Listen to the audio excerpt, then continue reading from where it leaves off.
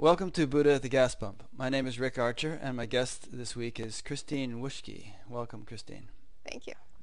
And Christine and I have been in touch through emails for the past couple of years because she watches some of the Back Gap interviews, and every now and then she'll send a comment or something about one of the interviews. And I've been a little bit aware of what she's been up to, but I haven't really had a chance to delve into it until last week or so, where I read her whole book, which is kind of a rare accomplishment for me. I don't always get through an entire book, but this one was very good. It's entitled Becoming Freely Human. That's still the title, right? You haven't changed the Actually, title. we did change it. Oh, okay. What is it now? It's Freedom is Your Nature. Okay, Freedom is Your Nature. Yeah.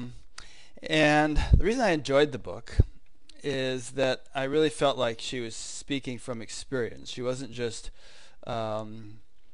philosophizing and kind of fishing around in metaphysical waters, but she was, in a way describing things and perspectives and points which might be considered philosophical, but in her case were actually experiential.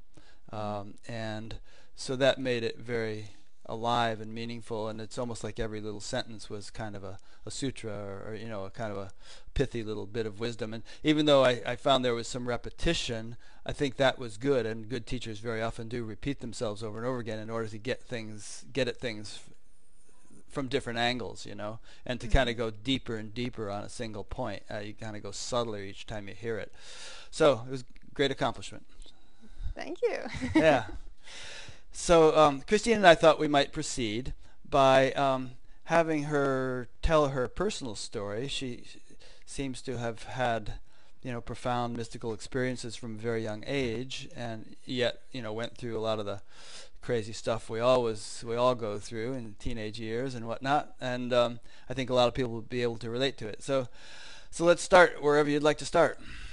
Okay. Well, I can tell the story of when I was 6, which was the first mystical type of experience that I had of, I guess, transcendental consciousness, or the recognition that I'm not Christine.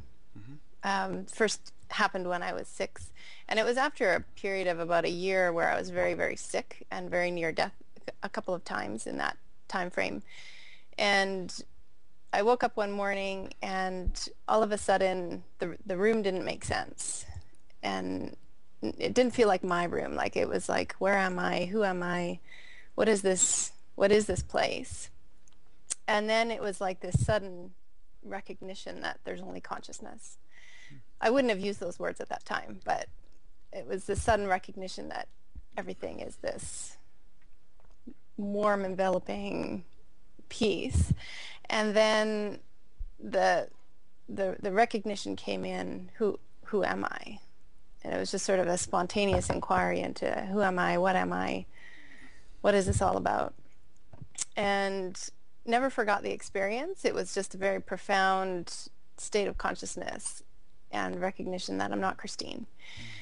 And then over the period of the next few weeks, there was a feeling like it stayed in my consciousness, this who am I?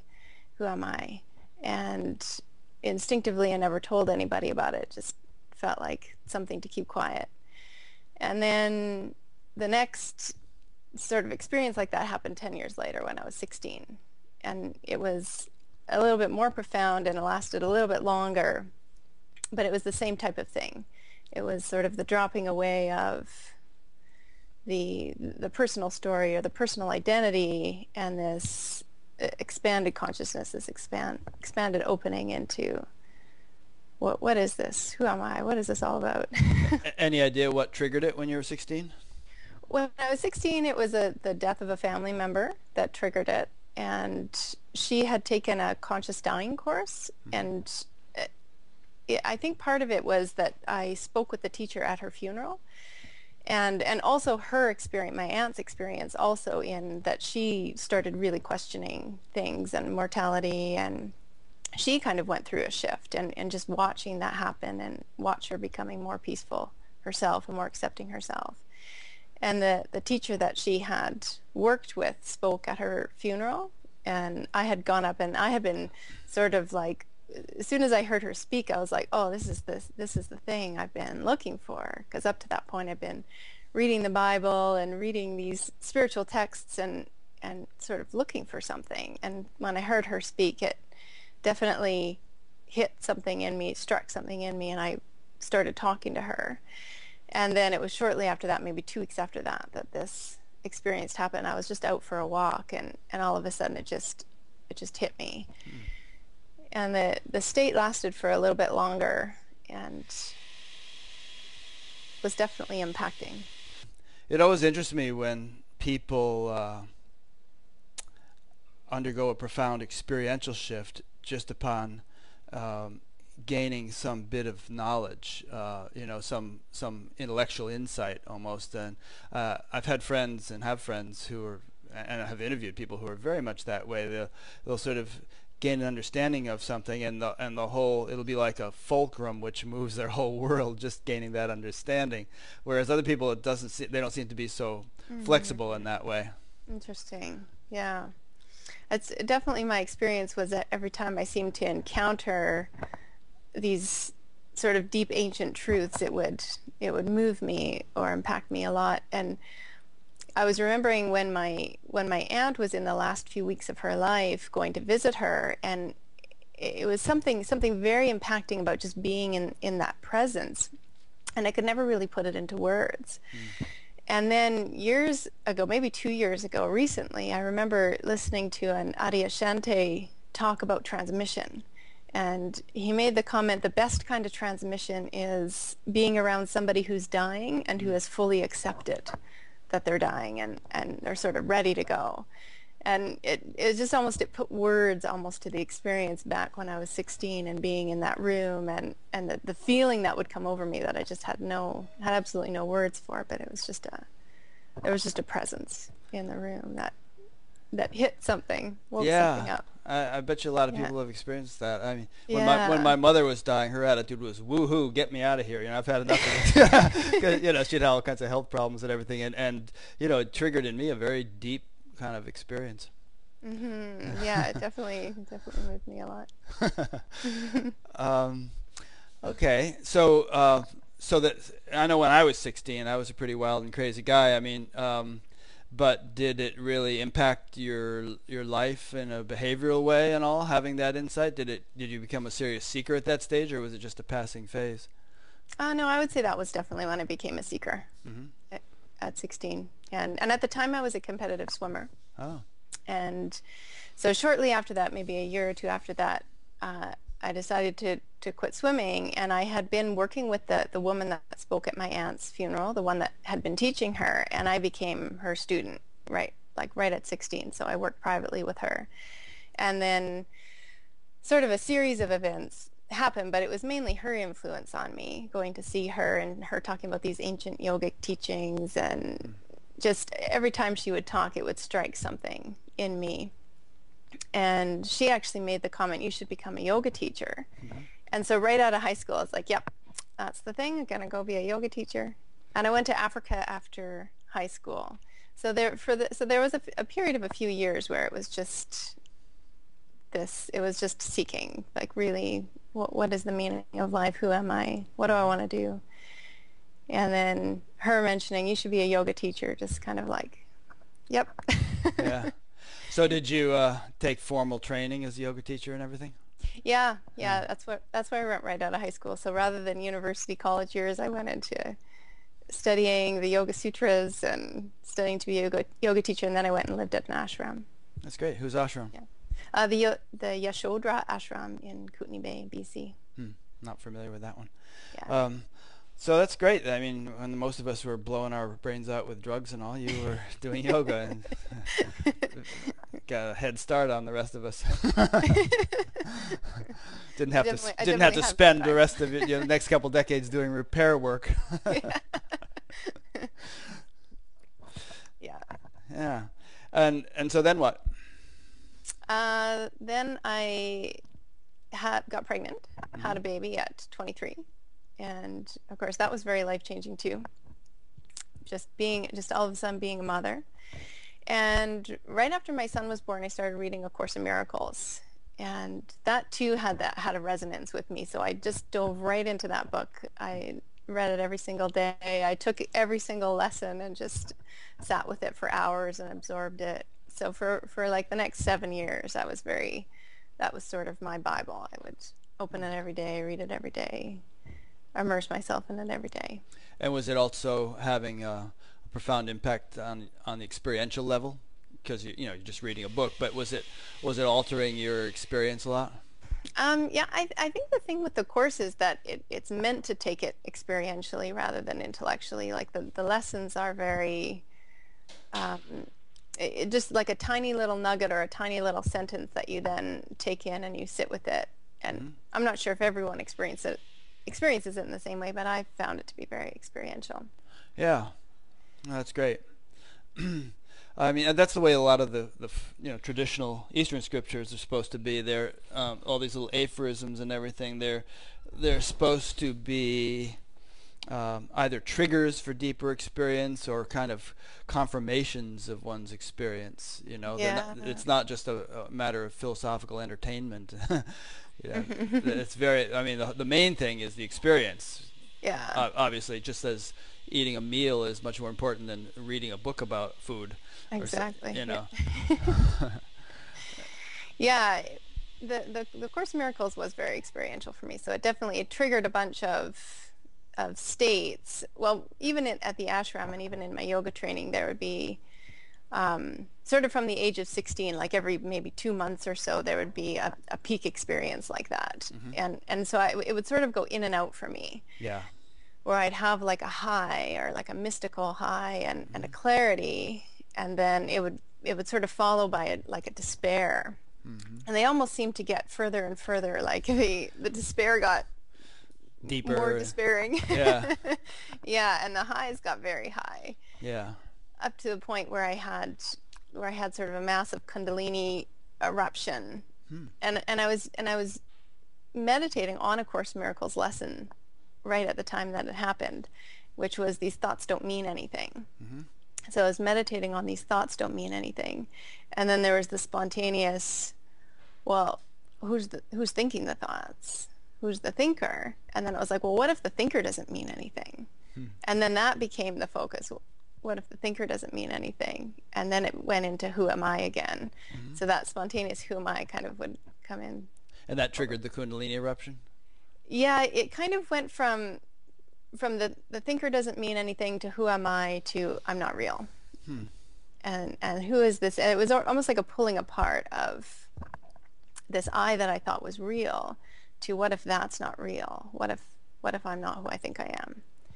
And then it felt like there was an inner collapsing Hmm. and then a liquid sensation moving up my spine. Hmm. So it was a pretty profound experience that actually lasted for several weeks, that like almost like water rushing through the body, which is still there to this day. I'm still very sensitive to energies in the body and stuff, but for the first maybe 2 or 3 weeks of it happening, it was very pronounced, Yeah, novelty of it.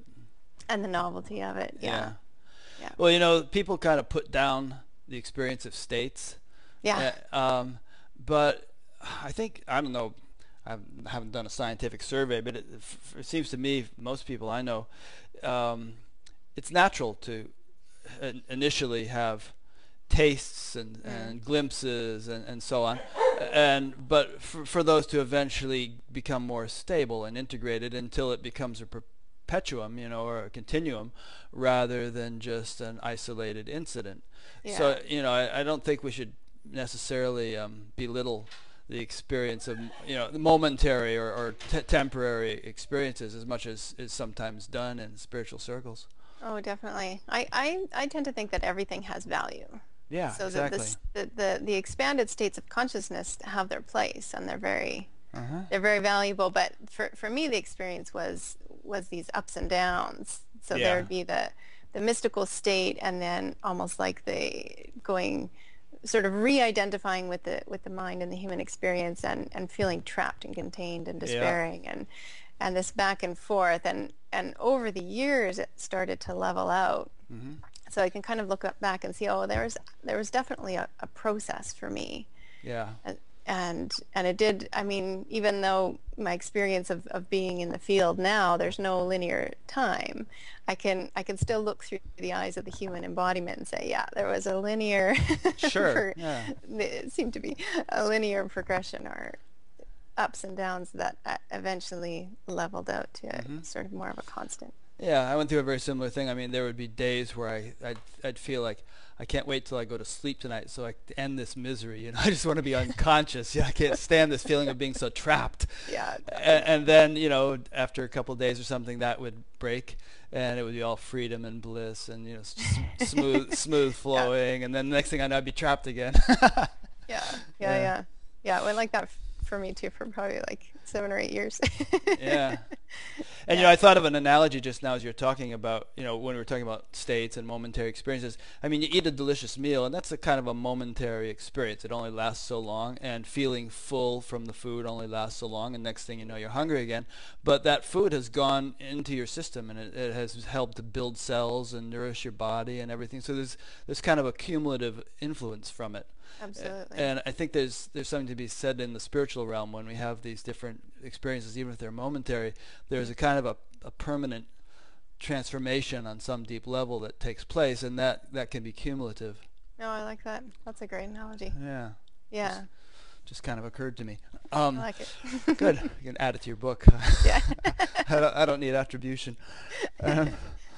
Okay, so continue on with the story. Okay. Yeah. So that experience, the Kundalini eruption experience, happened when I was 28. Mm-hmm. And do you mind my asking how old you are now? I'm 37. Okay, good.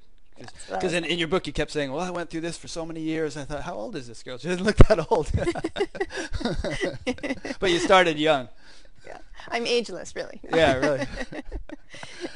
So that was it was almost like things started to really wake up at that point, and then the leveling out started to happen. But it still took several years to kind of all tip over and become like a permanent, where I could access what I call the field. Mm-hmm. It was just kind of a constant recognition that that's always there. In other words, before you were accessing it, but it was intermittent, and then eventually it leveled out and became kind of perpetual, right? Yeah. Like the way that it was almost like I was inside. It's almost like I was inside a room, locked inside a room, and all the windows and doors and everything was shut, and I was in there. And sometimes I liked myself in there, and sometimes I didn't like myself in there. But the feeling was always like everything was locked down. Mm-hmm. And then when the Kundalini thing happened, it was like a door cracked open. So for the first time, I could kind of see out of what's in that room. And I could even go out the door and come back, but there was still like a sense of sort of remaining in there and not knowing how to always access that space. And the door kind of would creep open more and more and more and more and more and more and more, until one day it was like, oh, I'm in the same room, but now all the windows and doors are open. So after the Kundalini thing happened, was that the end of the on again, off again? No, the on again, off again would still happen. It was almost like these big waves, and then they started to go into little waves, and then eventually there was a leveling out. But that was when they started to move together. Okay. So when the leveling out finally occurred, was there kind of an identifiable moment when was there some kind of transitional day when you thought, okay, I'm level, or was it just like in retrospect you realize, hey, I'm not going through these waves anymore? I think actually, I mean, there have definitely been very pivotal days, but it is more of a retrospect thing. It is more of a looking back maybe on the last 5-year period and going, oh yeah, definitely not very much stuff comes up anymore. And when it does come up, when stuff comes up or there is a feeling of containment, it's almost enjoyable now. It's almost like, oh good, there's something to sit with today. Yeah, something to chew on. Something to be conscious of. Right. Huh. Interesting. Yeah. So I almost looked at the Course in Miracles sort of as the thing that made me start to wake up. And then over the years, it was like, okay, now I know that now I know what I am, but how do I live as a human being? Yeah. And so it almost was like an embodying or an integration phase The Course in that Miracles happened. was?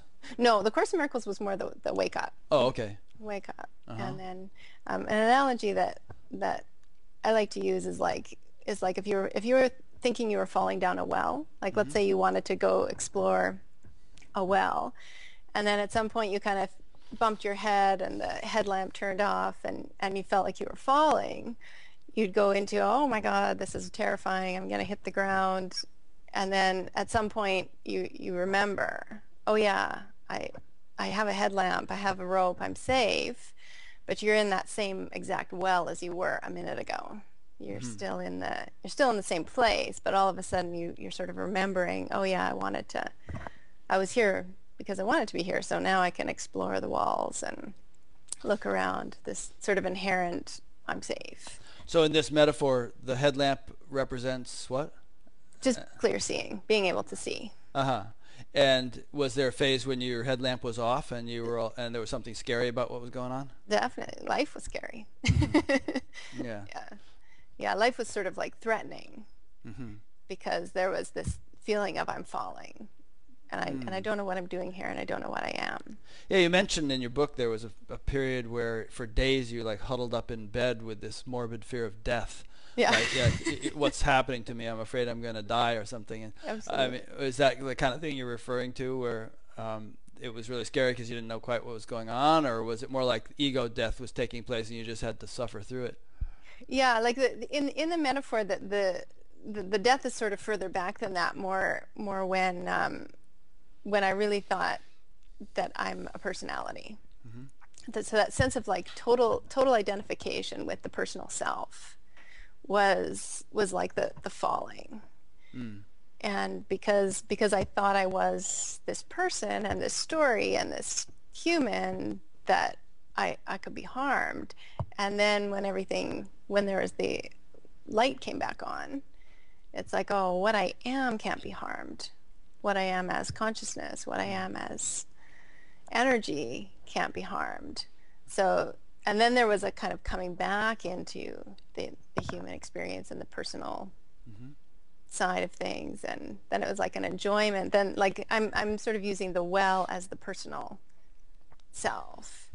So the personal self it was scary because it could be harmed. Yeah. And then all of a sudden it's like, oh, but I'm not the person. And then it's like, okay, well now let's explore the person. Yeah. That's Right. nice. I can think of a number of analogies. There's this thing in the Upanishads which says, certainly all fear is born of duality. And, Mm. you know, if we think of ourselves as this isolated little fragile vulnerable Exactly. thing which only has so much of a lifespan, and it could be snuffed out at any time and all that, it can be kind of very scary perspective. Definitely. Yeah. Yeah, and then I think there's sort of a tendency to want to get out of the well. Just get me out of here. Just Yeah. take me out of the well altogether Hmm. so that I can be free. I want to just be in in the white space, in the nice. And my experience was that, there was the light came on, and there was like, oh, but I want to be here. I Yeah. don't want to eradicate the personal story and the personal self, and I don't want to blow that thing up. I want to explore it. I And want to could you see. eradicate it even if you had wanted to? Yeah. Can anybody actually I don't think so. eradicate it? Yeah, I mean, I always think that if you take yourself out of the well completely, it's almost like, well, sort of Yeah. defeating the whole purpose of being here, and embodying and having a fully conscious human experience. And for me, it's such a gift. It's so precious that we're Yeah. here and we have these bodies.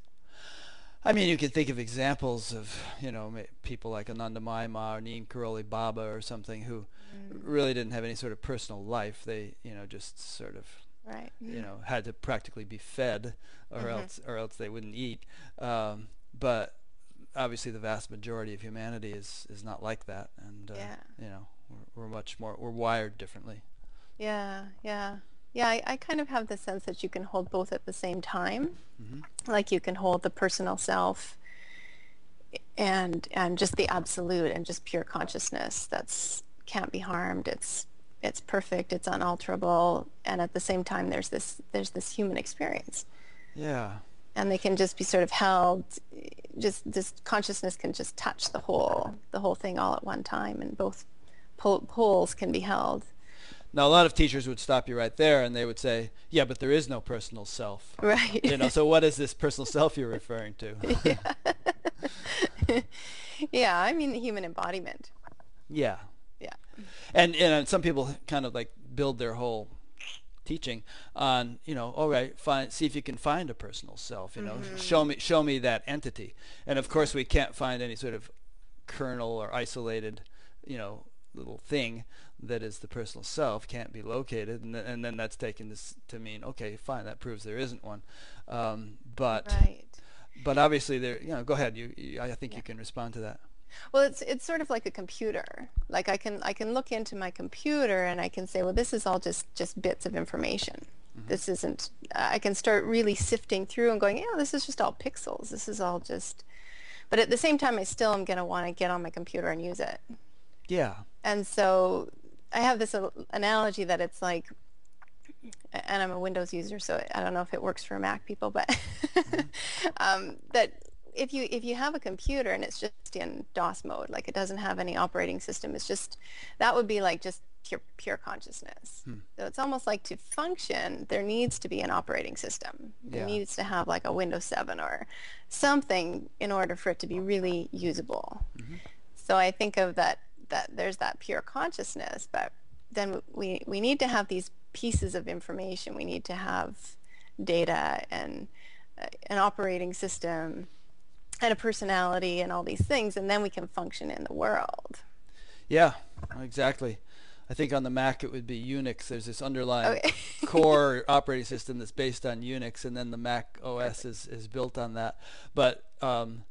But yeah, I mean, or using the computer analogy again, I mean, if it's all just pixels, but you can look at a picture of your child or read an Yeah, email from your friend, or we're having this conversation, and it absolutely. has a meaning that is much more rich than just a bunch of Yeah, ones and zeros.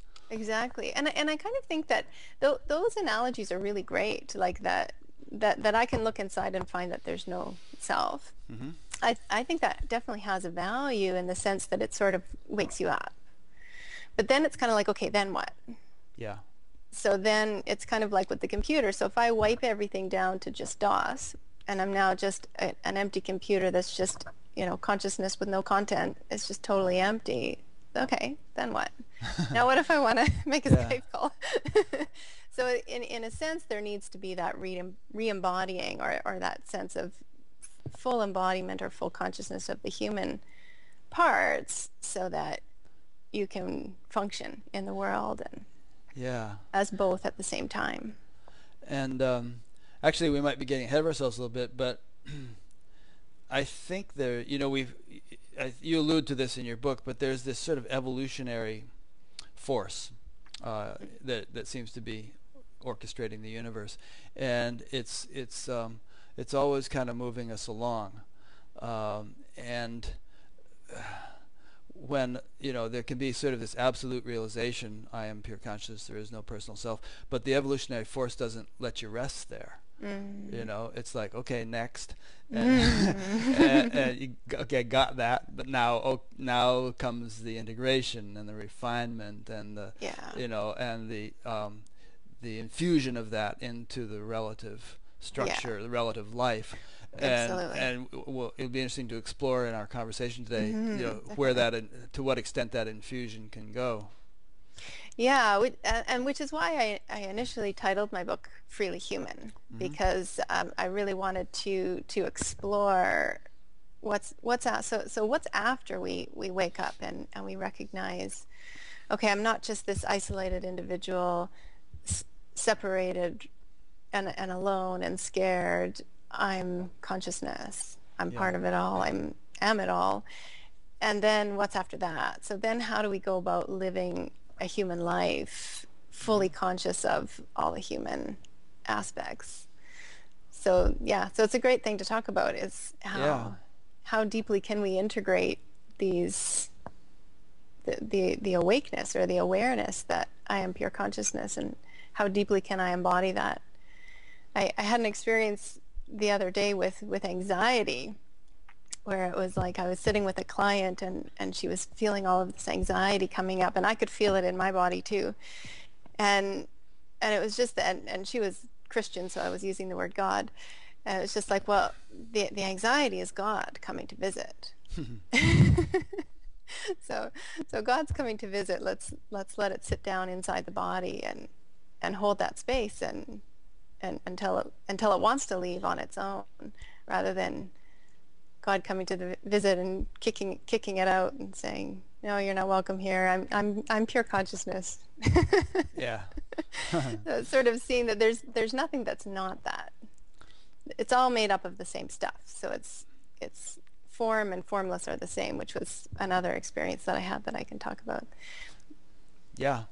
That they're all the same Well, stuff. you know, the Mona Lisa is just paint. But Yeah, that paint gets arranged in a certain way, and it has a value that paint alone doesn't have. yeah. Yeah. Um, have we actually completed the story of your personal sojourn, or did we kind of interrupt that? So far, you talked about Yeah, yoga and Course of Miracles. right. Was there another interesting chapter to add, or what? There was definitely another chapter. Yeah, Hmm. after probably about 3 or 4 years, I can't remember exactly the timing, after the Kundalini, I met a satsang teacher Hmm. for the first time, and that was when I became introduced to Ramana Maharshi's teachings and the whole non-duality world, and I kind of came onto the satsang circuit at that point in time. And Who was the satsang teacher? his name was John Taylor. Ah. He's passed away now, Mm. but really an amazing man. Very very all about love and heart-centered, Hmm. focused to his teachings. And I think he wrote a book. I think it's called Let Love Have You. And so his teachings were very much about love. And so worked with him for several years, and then met another satsang teacher named Karam Gurgis. And it was through him that I really was able to go very, very deeply into the integration aspects. And he's so deeply rooted in his state that there was just almost an unspoken permission, like all is welcome. Hmm. There's nothing to turn away from. It's all the same. It's all, there's not, like he really lives that, not to. So that after meeting him, there was a very strong shift, and that was when things started really becoming where it was like what I call the field was just accessed all the time. It's just permanently there, and so there wasn't a sense of needing to fear or avoid or resist any of the different things that would arise in life. It's like almost like, oh, I can live this non-resistance. I can see anxiety as God, or those types of things. Did these people come through Edmonton or wherever you are, or did you travel Calgary. around Calgary? Yeah, John Taylor came to Calgary on a regular basis. Karam lives in Toronto, but he does come here like Hmm. maybe twice a year kind of thing. Yeah. Well, I can just see the ears of some of my listeners perking up, because there's a certain kind of a group of people who listen to these interviews who rightfully are very emphatic about the value of sitting with a teacher who has some sort of transmission, Oh yeah. who can kind of shift your reality, but by their mere presence. Yeah. Um, I and feel in I fact, just feel this that morning too. I was listening to Francis Lucille, whom I'm going to interview next week, and he was saying the same thing, that the most potent thing is just to sit with a teacher who has that transmissive ability. Yeah, that's my feeling too, especially after working with Karam. Hmm. And I can see now that the stuff that was coming off of my aunt as she was dying is the same. Like there's really only one transmission. Yeah. Um, but but the experience of sitting with a living teacher who is fully conscious of that state and can kind of emanate it, definitely it's like you talked about the food, like it's like a medicine that comes in and starts to work on you, and you don't necessarily know how it's working. Yeah. Like if I take a Tylenol, I don't know how that works. that it makes my headache go away. but it does. And so I feel the transmission to be like, it's like that. It's just something that enters your veins and it enters your bones and it seeps in. Yeah. And I'm sure it's subtler than veins and bones, because I mean, if we Definitely. if we were able to kind of see the full range of mechanics of creation, we would see stuff going on very subtle levels in terms of, you know, subtle body or chakras or whatever that was actually, you know, mechanically shifting. Yeah. As a result of the proximity to that teacher. There's something in the subtle physiology that correlates with stable pure awareness or with enlightenment or whatever, that's actually being, you know, altered by that association. Well, it was definitely my experience. And it's really hard to put words to it because it's happening on such a subtle level that it's so experiential. It's just something that's felt inside. There's a transformation taking place, and just in the relationship between a teacher and a student. Yeah. Yeah. I was a student of Maharishi Mahesh Yogi's for many years, and in his commentary on the Gita, he says, well, the fastest path is to be able to actually breathe in the breath of a enlightened master. If you can be in that presence, you know, like a shadow, that's. But he said that's not practical for everybody. So here's a mechanical technique, you know, that you can do on your own. But it's a precious opportunity if it's available. Yeah, definitely. Yeah, and in this day and age, there are a lot of teachers out there. Now they may all be of different, you know, calibers, Yes. but there's this kind of proliferation taking place, and it must be happening for a reason. Yeah. Yeah, there does seem to be a lot of teachers, and even for me, like being in the presence of dolphins, have that same. I mean, they transmit this joy, and you know, they're to me, they're just in the field. They just are the field, and so they hold that. The whole pod of them holds that space. So I mean, there's so many different ways. There's so many ways to access transmission. It doesn't have to be one specific teacher, but I heard a great story this morning. I wanted to tell it, and this seems like it might be a good opportunity. I'll just tell it quickly, and then we'll go on. This is a story of Ashtavakra and King Janaka, and ancient story from the Vedic literature. And I guess Ashtavakra was King Janaka's guru, and so King Janaka was there visiting Ashtavakra, and he had a couple of his guards that always accompanied him, and he asked Ashtavakra, you know, what is it about it's said that if a teacher imparts a mantra or a teaching, a guru, then it has a certain potency, and I'd like you to, that really makes it effective, and I'd like you to comment on that. And so Ashtavakra turned to the guards and he said, arrest this man. And the guards didn't move. It was their king. They weren't about to arrest him. But you know, King Janaka got upset, and he said, arrest this man, you know. And so immediately the guards went and grabbed Ashtavakra, and Ashtavakra said, you see, said actually exact same words, but a completely different effect when I said them versus when you said them. wow. You know. It's a great story. Yeah. I actually really love the book, the Ashtavakra Gita. Yeah. That John Taylor was the one that turned me onto that book, and one of the things, like just talking about teacher and student and this whole topic, I love the layout in the book, how in the beginning it's very much the student saying, so what's it like? And the teacher saying, it's like this. And the student saying, oh, it's like this. No, it's like this. Oh, it's like this. No. And then it goes back and forth, and then the student's like, I got it. And he's like, no, you don't got it. And then at the end of the book, you can't tell you can't tell who's speaking anymore. Ah, nice. And yeah, so I just love how it sort of shows that whole progression of things. Yeah. Cool. So So we just covered the third phase, which was you know, having these satsang teachers and how that really kind of anchored it for you. Yeah, the transmission for me. Yeah.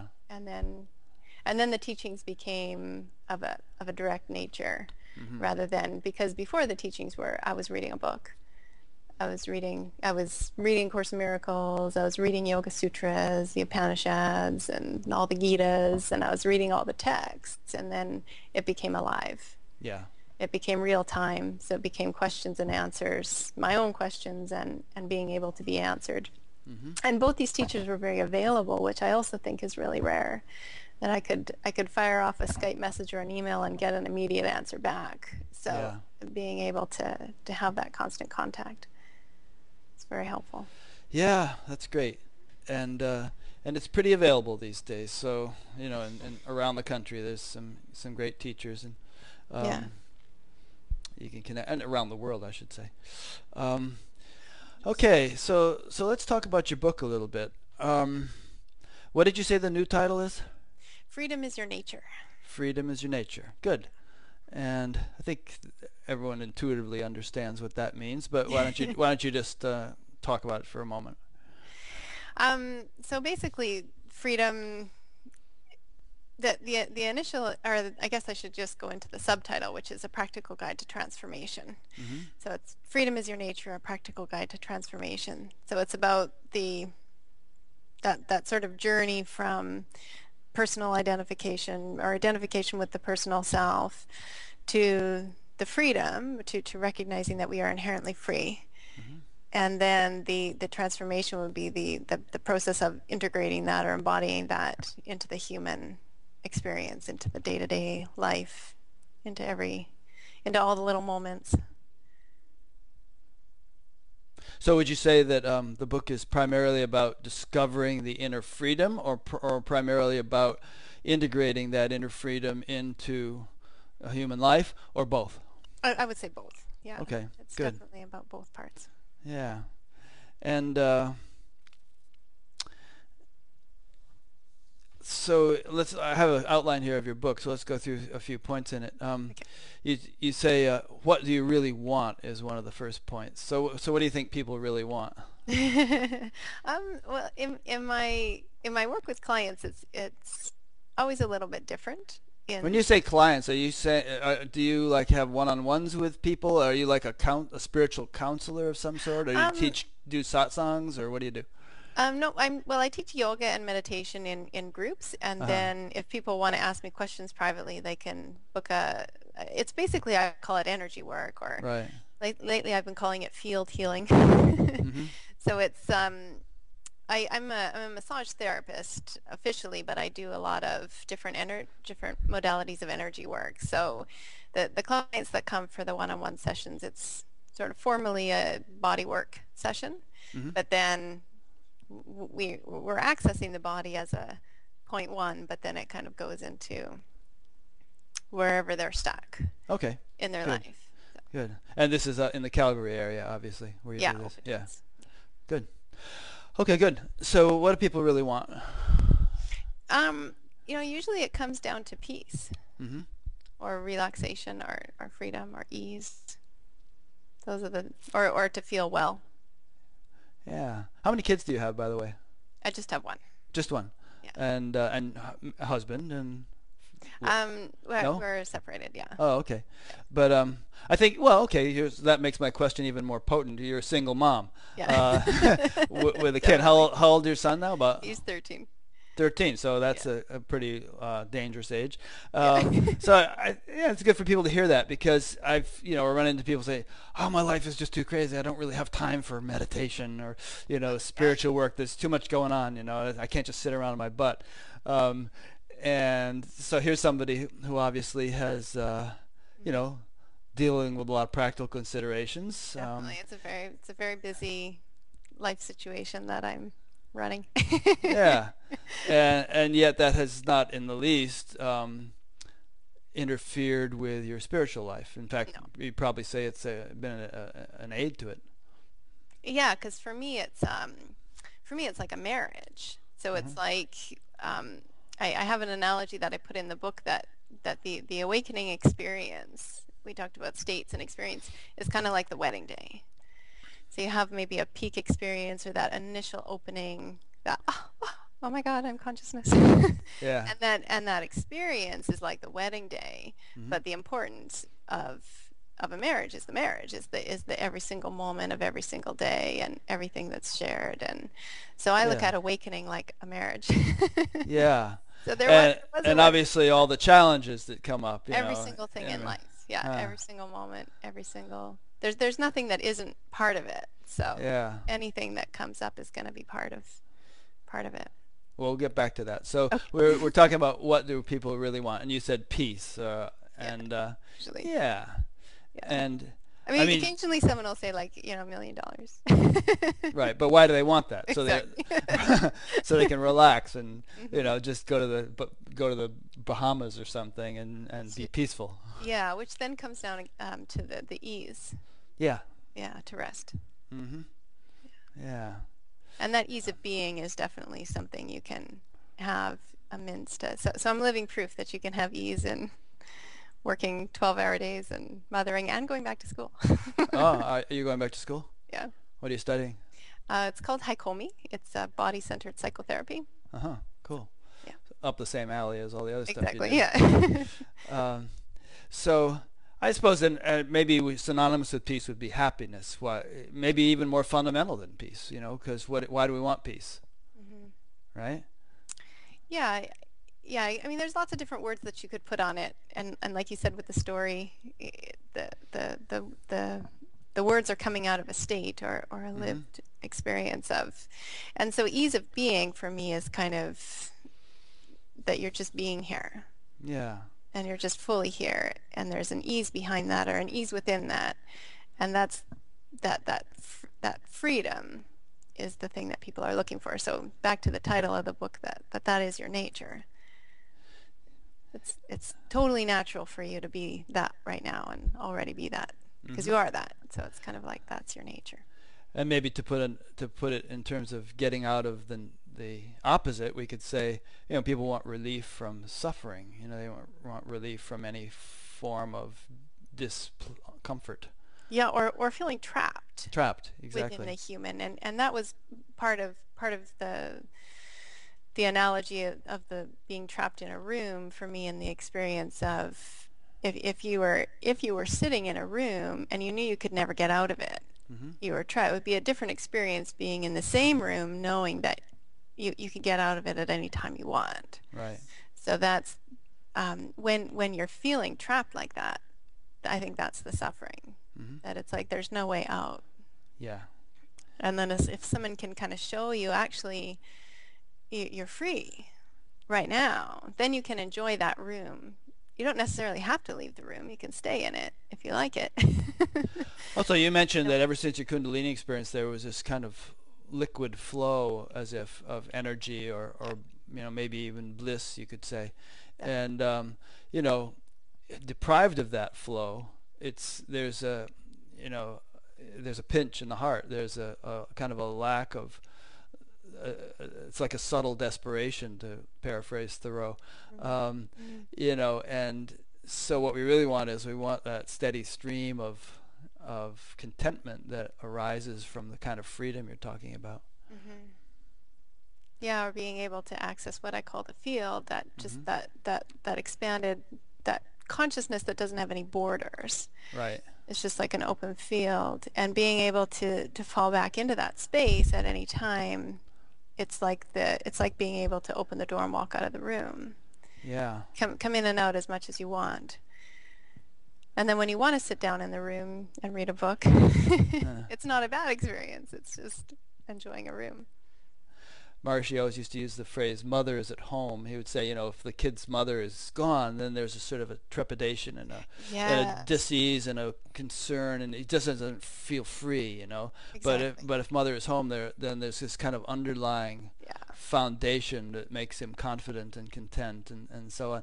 So it's yeah, like, if that's exactly. if this is really our true nature, what we've been alluding to, and if we're estranged from it, Yeah, then there's always going to be a restlessness. yeah. There's a sense of feeling trapped. I think there's a sense of feeling cut off and Hmm. isolated and Hmm. separated Yeah.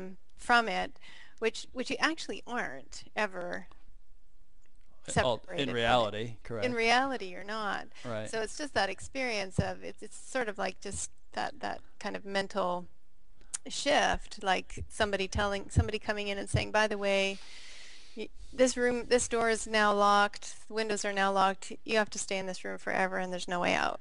Yeah. And all of a sudden, the same room would be like, what? Oh my God, I hate it in here. Yeah. Get me out. Huh. So it's the same room if it's open. Okay. So your next point in the book was, what is transformation? Yeah. And transformation is the realization of your inherent freedom. Is that what transformation is? Transformation is the process of the seeming reality of being stuck and trapped Mm-hmm. to the total freedom and staying in the room, or like the well analogy, Yeah. the process of having the lights come on and having the recognition that you're safe, and then living that in every moment of every day. Now, for you, it was yoga, A Course of Miracles, sitting with a satsang teacher, and all these things were instrumental in Mm-hmm. bringing you to that, in facilitating that transformation, right? Yeah. And obviously, it could be different things for different people, but the very fact that you had a profound experience when you were 6 years old, and really began to think about the meaning of life and of everything is a little unique. And I think a lot of people feel a lot more beleaguered, a lot more burdened and overshadowed and trapped and stressed out and stuck. So Mm-hmm. what would you say to those people who kind of say, well, it's easy for her to say, but I've been, maybe I've even been seeking for 20 years. I feel as stuck as I've ever felt.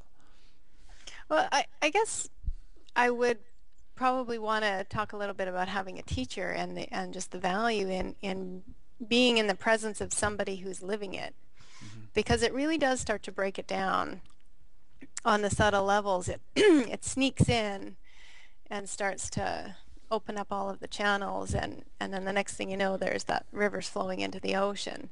And if it feels cut off and there's just no way I'm ever going to get there, it's almost like, it just gives that little help of something to come along and push that open. Yeah. And to find a teacher that you resonate with, that feels right. Yeah, I was going to say, I mean, there are a lot of teachers out there. How does one find the one Yeah. that...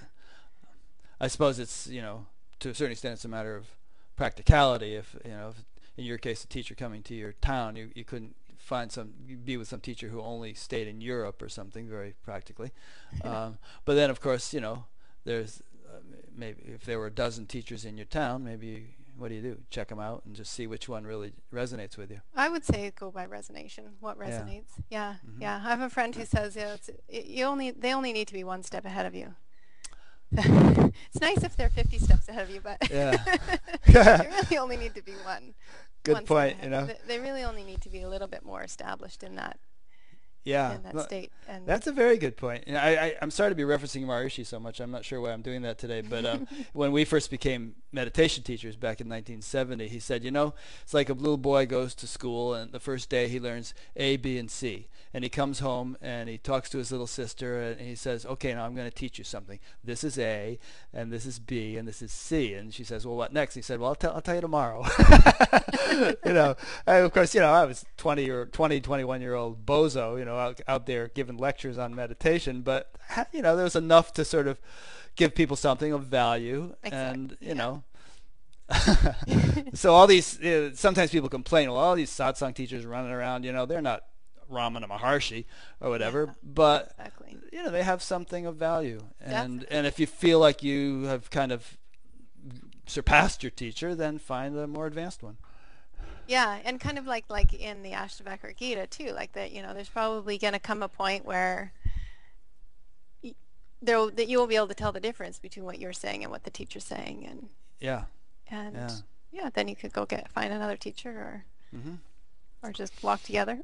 Yeah, exactly. Huh. Yeah, but I definitely strongly feel that everything has value, and if a teacher's not fully enlightened, that doesn't mean they have zero value. That there's still value in what in what they have to offer. True. And that's true not only of the genre that we're talking about, the Yeah. sort of satsang non-duality scene, but people studying all kinds of things, doing Sufi dancing or um, Yeah. I don't Swimming know. with dolphins. Yeah, swimming with dolphins, or attending a fundamentalist Christian church, or whatever, or madrasa for that matter. I mean, we're all on the path. Yeah. It's Yeah. just Well, and it's kind of like an art museum. It's like you and I could both walk into a museum and be drawn to totally different rooms and totally different sculptures, and I'd be like, this one is so beautiful, and you could look at it and say, meh. yeah, So it's the same with all the different teachers and all the different expressions of the one, that there's going to be, I'm going to appreciate my teacher maybe in a different way than somebody else if they met him would have zero resonance, and someone hmm else could, so it's, we all we all appreciate what we appreciate. yeah, good. All right, we covered that point. Uh, so, all right. So the next chapter in your book, or maybe it's what does it mean to be freely human? Have we covered that? Do you think, or is there I think more we so. want? Okay, we covered that one. Really, it's tapping into and be getting rooted in your Yeah. your Like that's the embodiment, or yeah, your living it. your inner inherent freedom, which is already there, but which you may not be rooted in. Yes. And It's so living. you That's the can make living that part. connection. Yeah. Yeah. Yeah. It's like the old analogy of, the guy's got $1 million in the bank, but he's kind of forgotten that he has, and then maybe he discovers that he has, but he doesn't have access to the bank account. He's forgotten the password or something. So there's some process that you might need to go to connect with that wealth in order to start living it. To live the wealth. Yeah. Yeah. And it's really just about being fully conscious Mhm. of your humanity. Yeah. Yeah. And your divinity. Exactly. And And and seeing that they're not different. right. Yeah. Okay. In your book, you used the spacesuit analogy, which you referred to a number of times. Would that be helpful to kind of Yeah, run sure. run through that? Why don't you do that? Definitely. So the analogy is like as if I wanted to go to Mars Hmm. and explore Mars. I wouldn't be able to breathe there. I wouldn't be able to live in that environment, so I'd need to put on a spacesuit. And then I could navigate through the environment. But if something happened and the mask became cloudy and all of a sudden I couldn't see, and maybe there is such strong disorientation that after a little while I completely forgot what I was doing. Mm. And after another maybe time period passes, now I'm really kind of frantic, and I'm like, oh my God, who am I? Where am I? What's going on? Why can't I see what's going on? And so that would be that isolation, or that feeling of being fully identified with the personal self. And then having somebody sort of wipe the mask and remind you of what you're doing. You wanted to Mm. be on Mars, you're here, oh yeah, right, I remember now. Then you can use the spacesuit for its intended purpose. So that's basically the full analogy of the story. In the Mm. story, they're angels that want to be human, and then they get identified with the spacesuit. They have to put on a spacesuit in order to exist Yeah. on Earth in this density, and then they forget. I love that point, actually, and I've read a number of these books by Michael Newton, of life between life and so on, where he hypnotizes people to go back and remember the period between births, between incarnations, where they were kind of like One, reviewing what they had done and setting themselves up for the next one, and it's kind of fascinating though to see. I mean, presuming that we're in a state before we're born where we kind of have a broader picture of what it's all about and all, it's mm, kind of fascinating to see what the density of becoming an incarnate being does to that perspective, mm, and the whole game of kind of remembering it or remembering really our true nature yeah. in the midst of the density. Yeah, yeah. I mean, when I was sort of between the age of 5 and 6, in the period of time where I was very sick and near death, there were a few moments where it was like I don't even know if I actually died. I know I definitely lost consciousness, but there was moments in that time period where it was like a memory of that. It was Mm. almost like this reconnection to an intention. And it's Uh-huh. so languageless, like there's no way I could even really put it into words. And it's so subtle. It almost Yeah. feels like a completely different language or something. Hmm. But this reconnection to you're here because you wanted to be here. Yeah. You came to Mars for a reason. Yeah. I think maybe one definition we could give to enlightenment, if we want to use that word, is, having fully and permanently recognized our divine nature in the midst of concrete human life.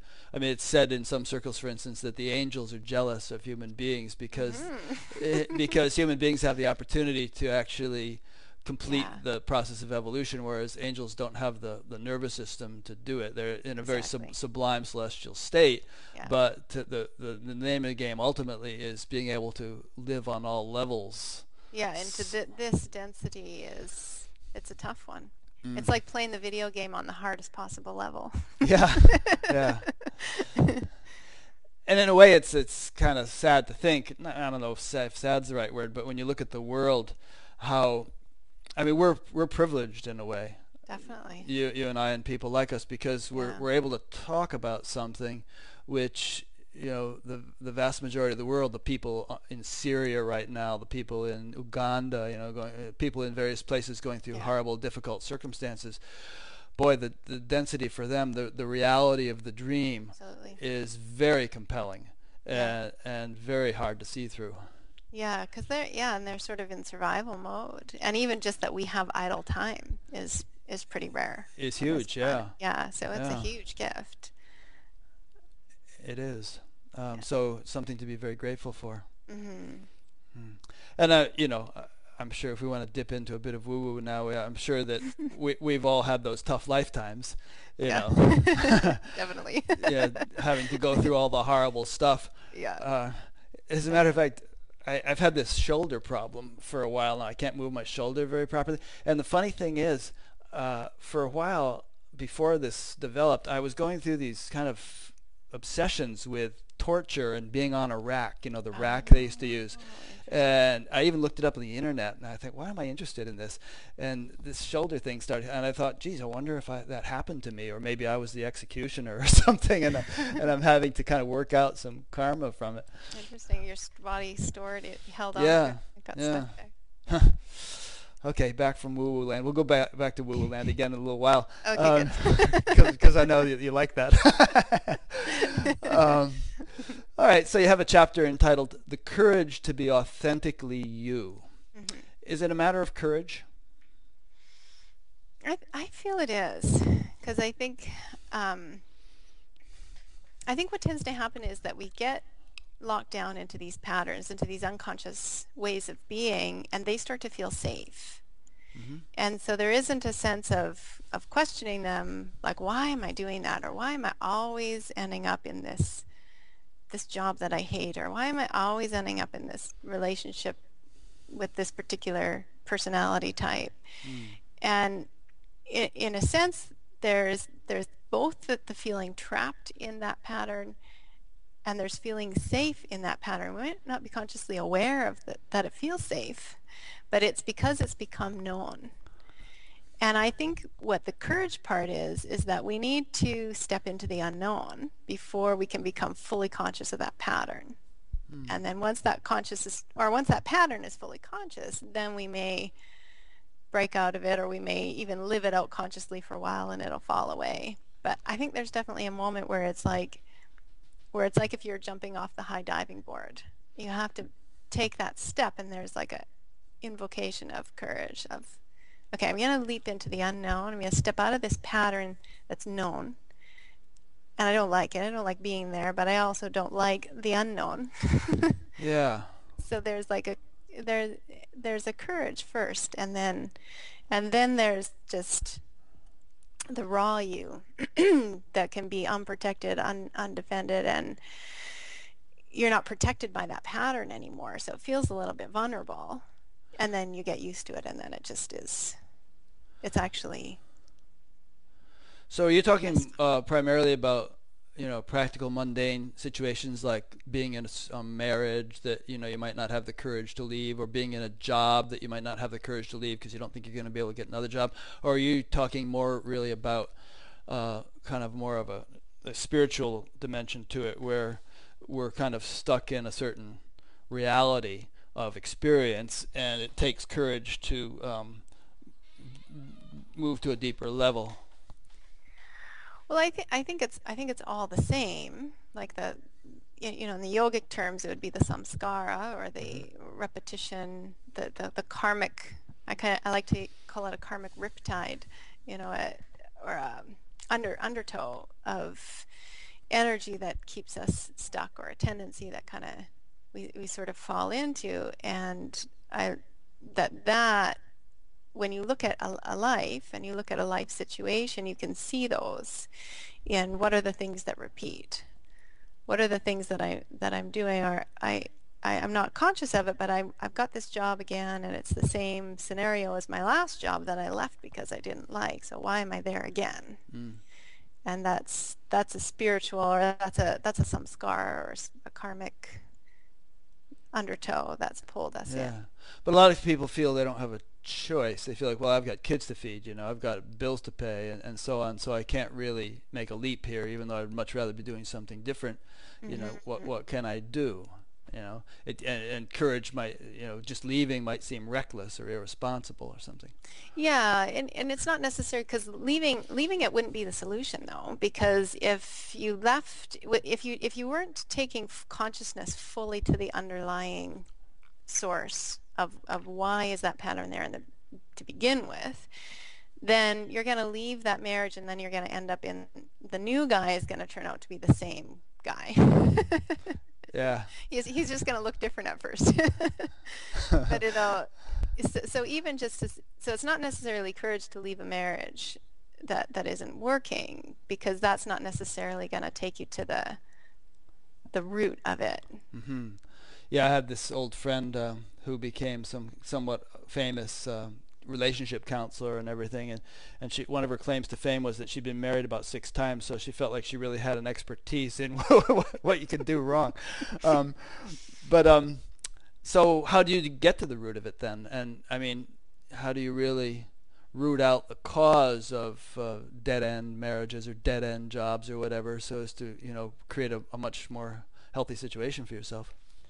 Well, that would be where I would say you start to enter into the energetic, or the woo-woo stuff. So you Hmm. start to get into the underlying issue is a very deep karmic place to go to. And it's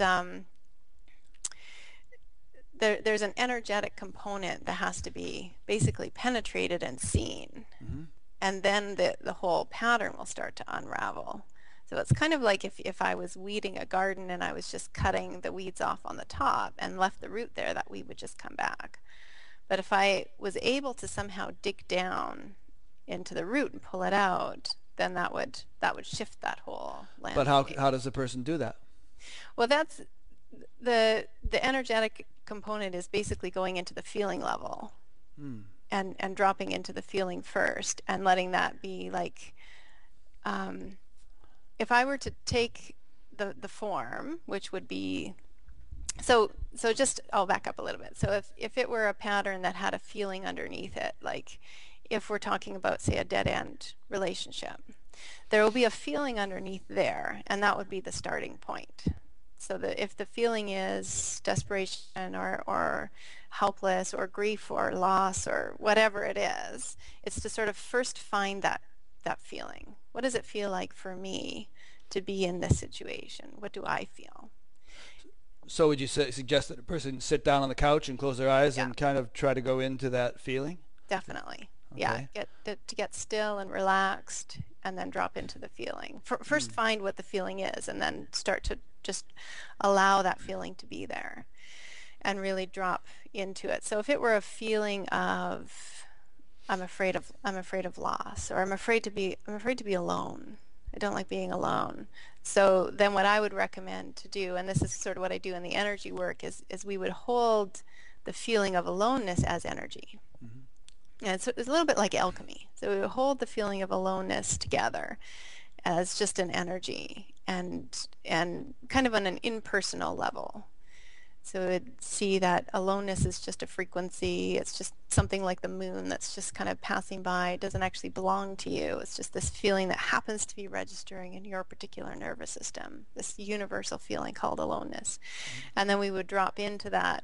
And that's like that's like taking the top of the weed and following it down to get to the root. Mm-hmm. And at some point it's sort of penetrated and the form becomes the formless. And that's when it starts to be, that's when you can really see it clearly.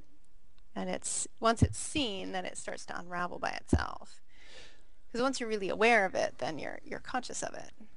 So in your experience in dealing with clients, as you call them, have you found that after helping people through this kind of process, their relationships change, they get better jobs, the surface things kind of shift around?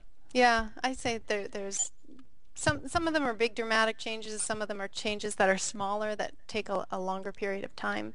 Mm-hmm. But you can definitely start to see changes when people start to do this work. Yeah. Well, there's an interesting juxtaposition with this, which actually leads into your next chapter entitled "The Secret to Letting Things Be as They Are," as they are. And there's kind of a balancing thing, Does one just let things be as they are and figure, oh well, this is some kind of divine intelligence giving me this shitty job, and I'm just gonna, play it out and see what it has to teach me. Maybe it's teaching me patience and tolerance in a mind-numbing situation, or does one sort of, it's like the old Hamlet thing, to be or not to be. I guess that was Hamlet. Do you kind of exert some kind of change, individual volition and say, no, this isn't acceptable. I'm not going to accept this as it is. I'm going to change it. So there's kind of a balancing act between those two things. Yeah, like as long as you're trying to change it on that surface level, it's not going to work anyway. So the secret to letting things be as they are is kind of like how do we get into that's sort of the how do I get into that root, is by allowing. Because as soon as I start to allow, then I start to access that feeling level, and then I start to access that energetic level, and then I'm sort of falling into the field where everything originates out of. And then I'm seeing it come up as it is out of the field. So on the energetic level, just allowing things to be as they are kind of give you that impersonal dimension of this is just consciousness, this is just energy. So you're saying that it's not sufficient to just plod along year after year, allowing something to just be it as it is and just passively accepting it. You're saying that one should, actively be probing deeper and deeper. Well, I kind of feel like the true allowing, I call it the allowing practice. The true allowing practice is done on the energetic level. It's done on the feeling level, not necessarily the situational level or the surface level, like I need to, but I mean, you can do it that way, but it impacts you more if it's a felt experience. Yeah. So if the boss guy is a real jerk, and he's always a jerk every day, and I'm troubled about that, there's allowing myself to be troubled on a feeling level. Allowing him to be a jerk kind of stops the externalizing of it, and then I'm just with my own feelings. If I start to think, okay, I can change him, I can make him not be a jerk. There's kind of a whole energetic feed going into that project of trying to change him. And when I just sit with my own, okay, I'm just going to let him be a jerk. And what am I left with? Like if he didn't even exist, and what am I left with here in this energetic field, in this energetic space, what am I left with? And then I would take that feeling to the root. But let's say he's sexually harassing you. Yeah, and I mean, then you would deal with it, right? Like so you're first dealing with it on the energetic level and getting yourself clear, because you can deal with these things from a place of clarity and still you're not spinning out on an unconscious pattern, but you're actually meeting the situation with full conscious awareness and full presence. And then you could say, no, Yeah, then you or call the police or do something. There's an actual action that would take Yeah, place. and so you might be quite assertive. You're not just going to say, "Oh, let everything be as it is." No, definitely not. Because what is that he's sexually harassing you. Right, right. Yeah. And it's not acceptable. Yeah, and if that's not okay for you, then there's an action that would take place. Like, I mean, definitely if I was walking down the street and one kid was bullying another kid, there would definitely be an action taking Yeah. place. There'd be like, Yeah. yeah, I think that's good to bring up because a lot of times people kind of mix levels. For instance, yes, on a certain level, you can say everything is divinely orchestrated and perfect just as it is. yeah, But that shouldn't take the steam out of your determination to end, child prostitution or hunger or all these other things that really need fixing in the world. yeah, Yeah. yeah, because definitely, because we're not all going to be moved by the same things. There's all these different bodies that are aware of what's happening in the world. We're not all going to be performing the same actions, but I think the more conscious that we become and the more we can meet life as it is, we're actually available to life. So then an action can take place from that place of full consciousness and full presence. Yeah. There's a line in the Gita which I've quoted before, but I think kind of pertains to this discussion, which is, you have control over action alone, never over its fruits. Mm-hmm. And I think of that when I think of letting everything be as it is, because to me that means you do have control over action. So you have all kinds of choices to make and motivation to apply and so on and so forth. But once you have sort of done the action, you don't really have control over the outcome. And so you kind of let the outcome be as it is while continuing to do your best over the action in the moment over which you do have control.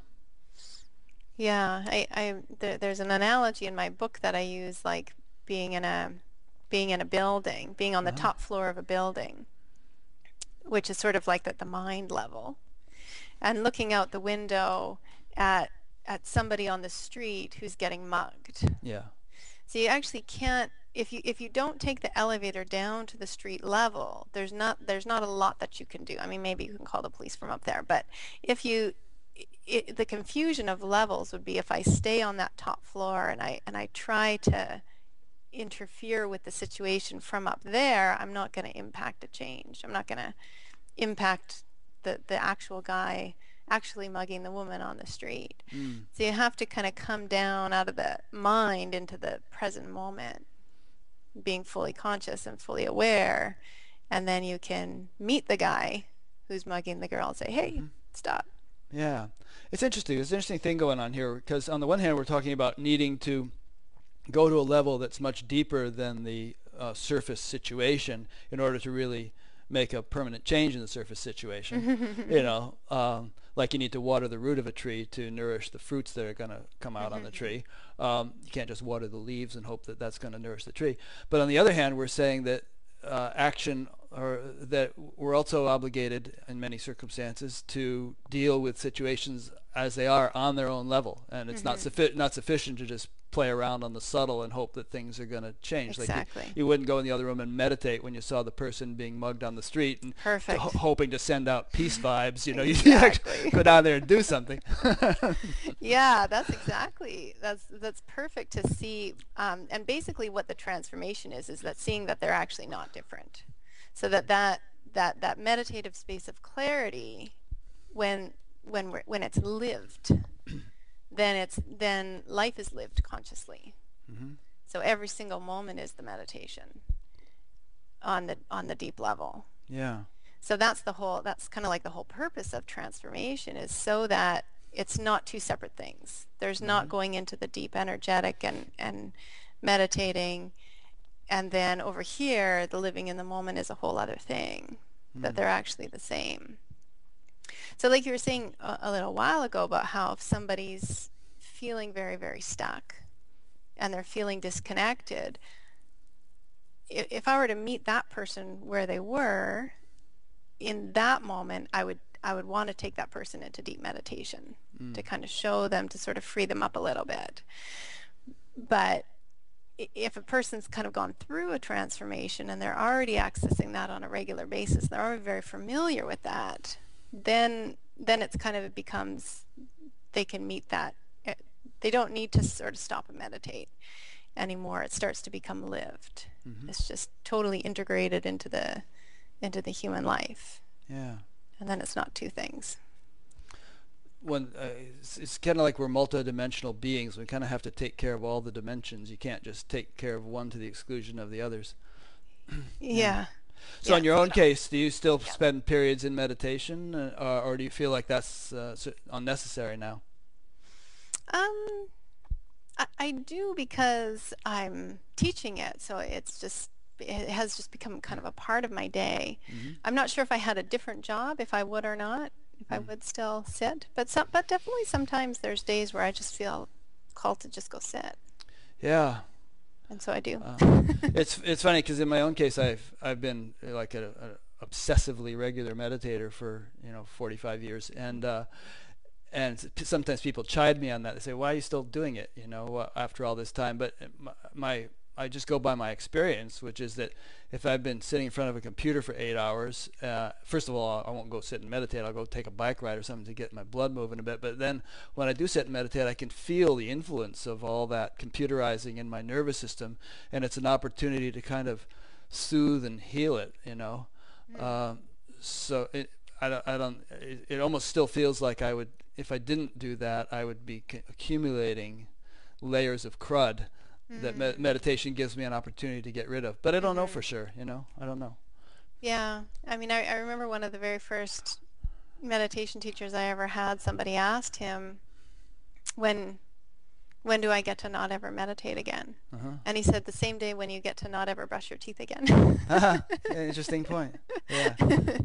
And actually a simpler answer to the whole thing is, I enjoy it, and if I get to a point where I don't find it just doesn't feel right to do anymore, then I suppose I'll stop. If it was a chore. It's real simple. Yeah, it's not a chore. It's like a delight. Yeah.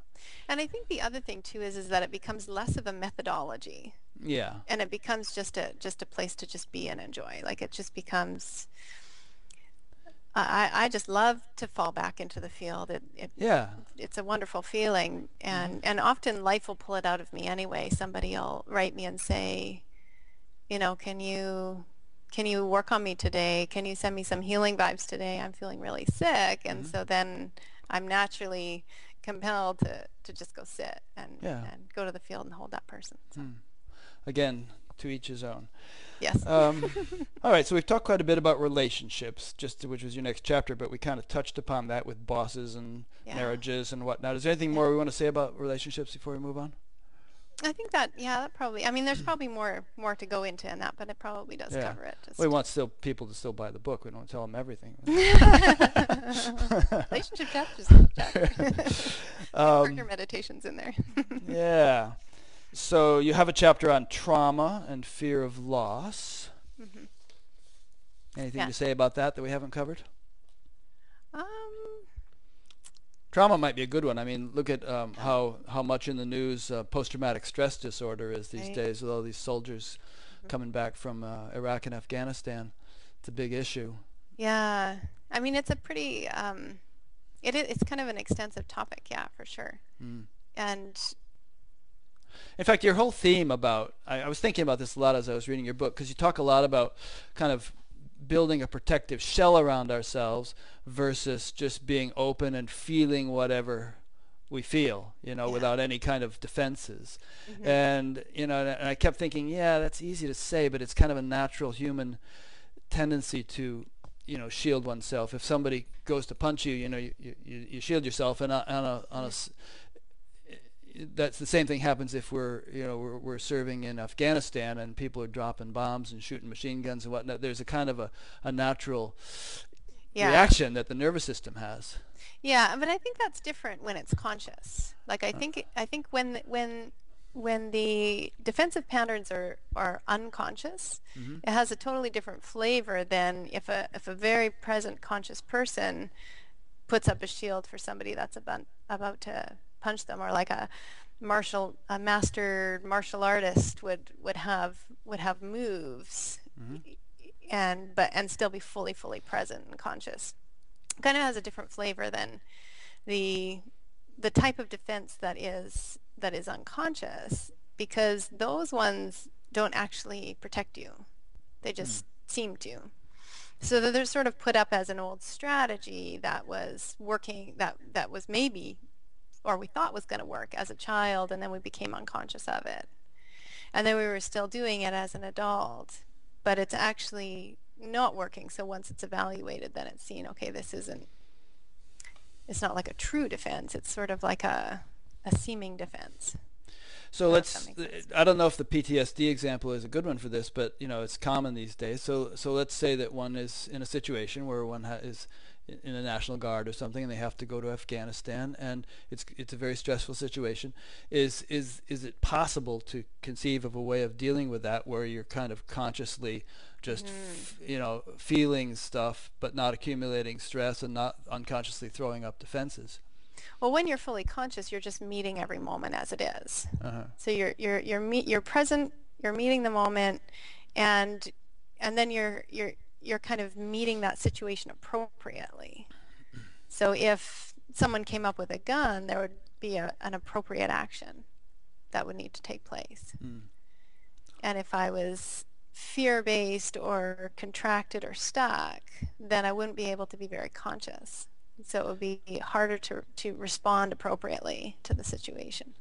So you're saying these people really are not really prepared to go into battle or into the military because they're not fully conscious. And if we had a kind of a way of preparation during boot camp of enabling people to be fully conscious, then we'd have far fewer people coming back with PTSD. Well, this might be a really controversial statement, but I kind of feel like if they were fully conscious, they wouldn't be going over there in the first place. Yeah. Right. Yeah. Neelam said the same thing. I was interviewing Neelam, and I said, maybe what if the army hires you? And she said, well, they wouldn't have much of an army left. Yeah. I mean, if we were all, if all of a sudden there was a mass awakening and all of humanity became suddenly fully conscious, I really can't see war continuing. I can't see it. Good point. So, maybe it's, maybe that's the answer to it, that it's a moot point, because if there were adequate development of consciousness, then we wouldn't have people going over there in the first place, so there'd be no PTSD. So it's kind of like PTSD is the inevitable outcome of society in which we're going and engaging in such battles.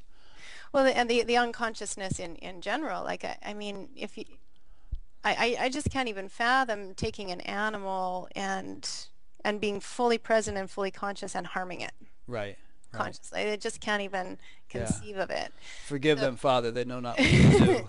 Yeah. So it's kind of, yeah, exactly. So as soon as you know what you're doing, then you see how precious life is. Yeah. And it's not an unconscious religious, I have to respect life. It's like just being fully present. Like every once in a while get mice in my garage and I just can't kill them. Right. Yeah. To live trap them.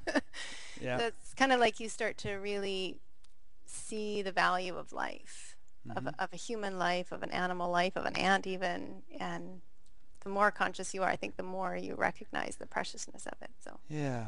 So we were talking earlier about the density of the world and how tough it is for many people. You just get thrown into this kind of like hellish situation. You don't know what the heck's going on. So there's this kind of, and the world tends to coarsen you, It tends to numb and blunt your sensitivity, and your delicacy. So I think what we're talking about here is it hardens us. Yeah. We're talking about reversing that tendency and culturing the ability to be sensitive yet strong in the midst of challenging situations.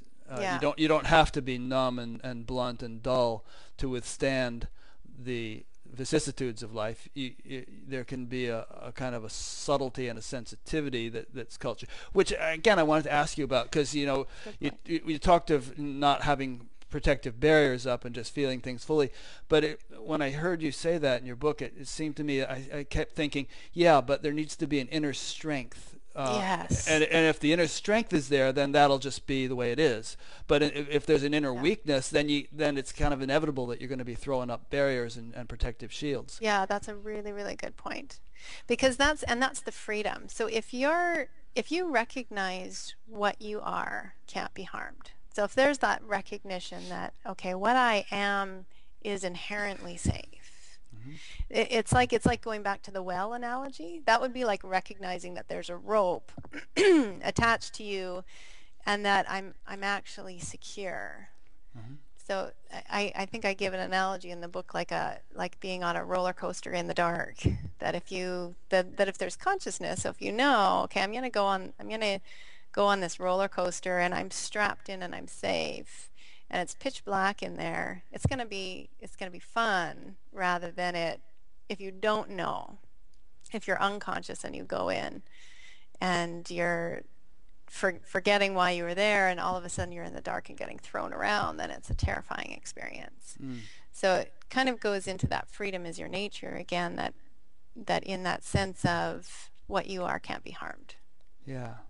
And it's not just the concept that what you are can't be harmed, because the concept isn't necessarily going to do you any good. It's No. the sort of actual, you use the word often in your book, rooted in that. Rooted It's the in. experiential establishment in that really becomes a genuine foundation. You can't just go through life with the notion, oh, I can't be harmed, and have that have any practical No. value. Yeah, and that's the strength that you just brought up. The rooting in that is the true strength. And then you don't need all those pseudo defenses because those weren't working anyway.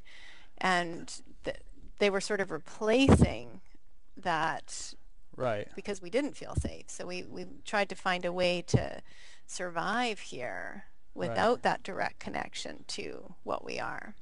And to take an extreme example, Christ on the cross. People always use Hitler or Christ on the cross or whatever to bring up to illustrate points. But in his case, how far would the concept "I can't be harmed" get you in a circumstance like that? Not very far. But if you're, his actual status being what it was, that experience was undergone, I would argue, without. In his core of being, without suffering. Obviously the body was suffering, obviously, but there was a dimension to his life that was beyond suffering, and that inner dimension, which we could think of as inner strength, was untouched by it. Yeah, and I would also say clarity. That there's a clear seeing of what's what. Right. That physical pain is physical pain. Yeah. And when you're rooted in that inherent I am consciousness, or I that harmlessness, then it's like you can hold both feelings at the same time. Not through any volition, but spontaneously you live both at the same time. Yeah, it's just sort of there. The Yeah, physical pain is like just there, but it's there. seen clearly. Yeah. Right. There's a kind of a natural. Again, we're multidimensional, and your awareness at that stage is bridging the full range of dimensions, Yeah. and so the untouchable, invincible level is being appreciated, while at the same time the Human frailty. the frailty, the vulnerable level is being killed. Yeah. But there's a level which is free from that, even in the midst of that. And of course, the people watching the situation are only relating to it from their level of experience and thinking, oh, this must be unbearable. Right. But that's their perspective. Right. Yeah. And the first teacher I had, John Taylor, used to talk about suffering on top of suffering. What do you mean by that? There would be the the physical pain. So when that's held in clarity, that would be physical pain, suffering. Yeah. And when there's no clarity, then there's another layer of suffering on top of that. Exactly. That's right. The confusion and the misplaced identity. Yeah. That creates a whole other layer of suffering on top of that. Yeah, people say that when Ramana Maharshi was dying of cancer, and sometimes he would scream out in pain, Exactly. and people would express all this concern. He said, "Don't worry, I'm okay. I'm not suffering." It's just pain. Yeah, cool. Yeah. Let's talk I don't know if we skipped over this, but well, there's a whole chapter here about living in your heart, and it ends up with this lazy Zen master story, which I think would be worth telling. Okay. So let's dwell on some of the points in that chapter. Sure. Um, the lazy Zen master story is an analogy. I think it's like a Zen parable that is the description between complacency and contentment. It's just kind of clarifying that distinction. And actually, it kind of touches a little bit on what you said earlier about letting things be as they are versus, whether it is nobler to take action against the sea of troubles and by opposing end them or that. Yeah, so it's really just sort of bringing clarity to complacency would be almost from a place of unconsciousness, like, I don't care, almost as a defense. And contentment is, I am living and truly content with what is. And the lazy Zen master story is about the master, the Zen master that is living contentment. And he's so content that he's lazy, so he doesn't do anything. He just sits on the couch. And it would be true lazy as a high state, not as our Western negative connotation. But so he's sitting on the couch, staring out the window, content, letting life be as it is. And his friend contacts him and says, "Oh, what are you up to since you left the monastery?" He's like, "Oh, nothing. I'm just so happy to just be here. I'm just sitting here, I'm not doing anything, just not resisting life and being here. It's very peaceful." And then about 6 months later or a year later, he calls him up again. And he says, "Oh, you want to connect? What are you doing?" And he's like, "Oh, well, now I'm a successful owner of a bookstore chain." And he's like, "Well, how did that happen? I thought you were just watching life go by." And it's like, "Yeah, but the impulse to open a bookstore came and I was too lazy to resist it." That's great. Yeah, I like that. It's just that being moved by life and letting things get pulled out of you. Yeah, which kind of segues into chapter 9 of your book, Divine Timing and Natural Intelligence, which is that, ultimately, what is it that's moving us? There's a lot of talk by various spiritual teachers about how, and even science, there's been some scientific studies that we don't seem to really be the author of our thoughts and actions. They just kind of happen, and then we claim ownership from them afterwards. Yeah. But it's interesting to, if we are not the author, then who or what is the author? What is the motivating force of life? And I think you identify that in your book as natural intelligence. Natural intelligence, yeah. I mean, I kind of see it like a fractal, like if you were to look at just like spinning galaxies or like a sunflower opening or a flower opening, it's not like the flower is saying, "Okay, now I'm going to open. Okay, now I'm going to make my leaf reach out over toward the sun." There's just a natural mechanism that's just happening. And then the ego would claim that. From in a human, the ego would claim it and say, "I did that. I made it happen." And that there's a space that you can get into where it's sort of like you come in. You can come in between that time delay in the space. So I just call it the field, where you see that things are arising by themselves. It's just happening by itself. It's just this intelligence that's just popping up as itself, and it's kind of living in between that, sort of prior to where the ego claims it and says, "I did that. I made that." So in other words, you're kind of dwelling in the field and enjoying the play as it unfolds and displays itself. Yeah. But you're not kind of you don't feel like I'm the one who's got the reins here. It's like there's nobody driving the bus. Yeah. It's just driving. There's a whole lot of stuff in the Gita about that too, as you probably know. Like the authorship of action. It's really the gunas that are doing it, and so on. But I think the interesting implication of it is that, generally speaking, as I see it, when people really feel like they are firmly in control of their life, generally their life isn't flowing too smoothly. It's kind of, there's all kinds of problems and roughness and stress and turmoil. But if you've gotten to the perspective where you realize that you're not in control over it, and there really does seem to be some divine intelligence conducting it, then it's generally quite a delightful life. Hmm. So what's the Yeah. advantage really of being in control? Not too much. Yeah. Yeah. And when you think about it, I mean, you think of the vastness of the intelligence governing this universe, even the vastness of the intelligence that you see displayed in a single cell. Yeah, You know, exactly. how can our human intelligence compare with that in terms of its ability to organize and know what's best and so on? It's a really good testament to natural intelligence, actually. If someone is sort of arguing and saying, "No, I can run my life better," it's like, okay, well, I want you to make me a cell. Yeah, exactly. Or a housefly or something. You'd create one of those. Yeah. Go digest your food. Yeah. But the implication of this point is that the intelligence that's governing the universe isn't capricious. It isn't random. It isn't dumb. It isn't uncaring. There's a kind of a. It may seem so sometimes, but if we come back to the right perspective, there's an evolutionary, really compassionate, we could almost say. It's funny to say motivation because you usually use that word in association with an individual, but there's that quality or tendency in that cosmic intelligence that the whole thing is a giant evolution machine, and whatever's happening, we're all being kind of moved along toward higher levels of expression of that intelligence. Yeah, I see it as very harmonious. I almost see it as like mathematically perfect in the Mm, sense that there is like this flow to it that's just, when I look into the field and I see it, it's like just awe. It's like, oh my God, it's so perfect. I can't even put words to it, mm-hmm. how everything is flowing in this harmonious way. There's absolutely no way that me as a human being could compare with that. So Right. it's much easier to just let it happen and Yeah. yeah.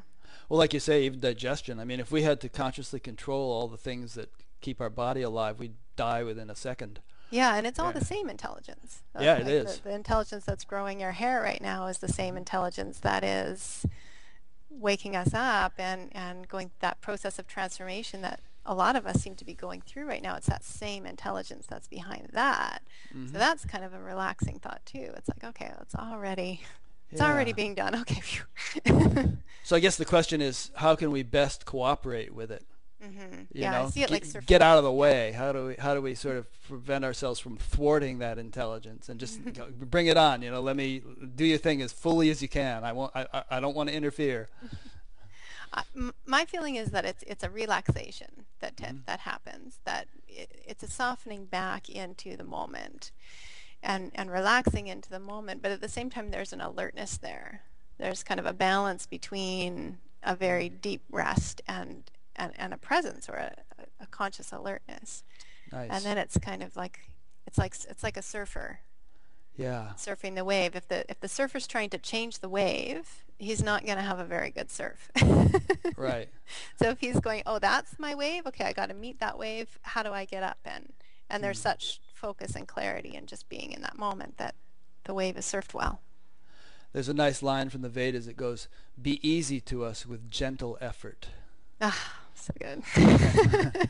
Yeah, so there's that just gentle sort of Yeah, intentionality, no, like the surfer would use, just balancing, just kind of riding this wave and yeah, accepting this wave as it is because you can't make it a different wave, no. and then it's easy. Yeah, and if you're trying to make the wave as a different wave, then Yeah, then you you're have a just gonna problem. get crashed around. Uh-huh. Nice.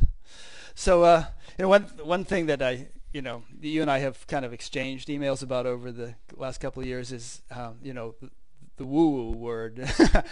When there's a particular interview and you say, is there some woo-woo in this one? I say, yeah. She said, oh boy. So I think everybody knows what we mean by woo-woo, but just, Yeah. something a little bit beyond the ordinary Hmm. stuff that's often talked about in spiritual circles.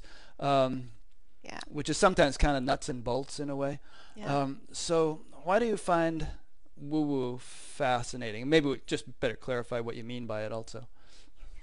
Anything out of the mainstream, just like supernatural Hmm. or like in yoga, the cities, Right? the or the miraculous even. Hmm. I find it to be fascinating because my feeling is that the human potential is it's actually very natural for us to Hmm. have these abilities to see into the future or instantaneous healing or telepathy or empathy or any of those things. Maybe empathy is a little bit more mainstream, but that these qualities actually are totally natural to the human form. And so the more conscious we are, the more conscious, of course, we are of those things, these possibilities. At the same time, though, I don't like to emphasize it sort of, basically, quote unquote, too soon, because otherwise then I think it can become Distraction. like a dangling carrot. Yeah, like Yeah. if you're a good girl and you do your meditation, you'll get powers. Yeah. So I kind of don't like that, but There's an analogy that's used in this context, which is that let's say there's a territory, and the territory is commanded by a fort, and then throughout the territory there are all kinds of diamond mines and gold mines and silver mines and interesting things that one could potentially want to explore and possess. mm-hmm. But if you go after the diamond mine or the gold mine without having first captured the fort, you're on very shaky ground because I like that. you don't own the territory. Exactly. And so the trick is capture the fort first, Mm-hmm. and then you'll be at liberty to explore the territory. Yeah, that's a very good one. Yeah. Another one I like too is like the Wizard of Oz. Hmm. And they're going on this journey to get to the Emerald Palace or whatever. And there's this point where they hit the field of poppies. Right. And to me, that I would call that the field, and once you start to really access the field, that's where all the cities are and all the Hmm. extraordinary things are happening, and the miraculous are just very ordinary. But there's also a sleepiness that Yeah. can come at that point. So in the Wizard of Oz, that's where they all fall asleep. They Uh, kind of get drunk on the opium or whatever, and so there's also a sleepiness that can happen there too, or you can kind of get carried off by the specialness of it, yeah. and it can kind of create almost a further separation rather than continuing on through the field of poppies and carrying on the journey. Yeah. So in other words, it can become a diversion at that point. You can become Yeah, allured by the fascination with it, yeah, and like the you haven't specialness. actually Yeah, captured the fort. You haven't reached Oz. you Uh, haven't uh, reached Oz. right, Yes. and so you're getting. There's even a verse in the Yoga Sutras, which I'm sure you're familiar with, that you may be sort of appealed to by the celestial powers, celestial beings, and they're Hmm. saying, "Here, have this blessing, have this boon," and so on. But that Yeah. that itself can be a trap to keep you from going all the way. Yeah, and it's sort of like once you go all the way and you see, oh, those shoes were always on my feet. Hmm. It's always been right with me. Then you can go back to the field of poppies and you probably won't fall asleep. You can stay. Or like how I love they shower snow on them to wake them up, which Oh, to right. me is very symbolic of the innocence. So if you Hmm. maintain your innocence and your purity, then that's a good chance to stay awake in the field and use these abilities consciously to benefit humanity. But it's not, I tend to think of this whole human trip like a team sport. Hmm. It's not an individual sport, it's a team sport. So if I'm conscious and I know those shoes are on my feet and I'm pure and innocent, those abilities that you find in the field can be used for the team, Yeah. to help the whole, Absolutely. When I not was reading that selfish. chapter in your book, I somehow thought of, well, what if there's a planet, and I'm sure there are in this vast universe, where the level of evolution of someone like Ramana Maharshi is the norm, or Hmm. maybe he'd even be kind of a dullard in that world, and I'm it's sure.